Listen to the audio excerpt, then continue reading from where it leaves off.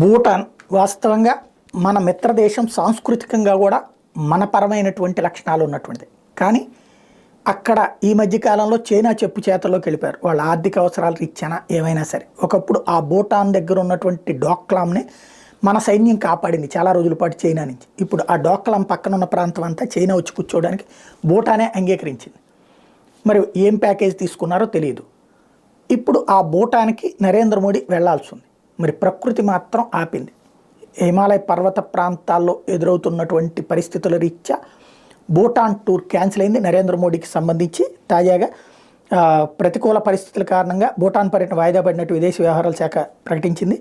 గురువారం నుంచి ప్రారంభం కావాల్సిన మోడీ టూర్ 2 రోజుల పాటు పర్యటన కొత్త తేదీలు నిర్ణయించడానికి చర్చలు జరుగుతున్నాయి. బేసిక్గా అయితే మరి కాలమే వద్దంటోందా లేకపోతే సమస్య అన్నటువంటి తేలాల్సి ఉంది.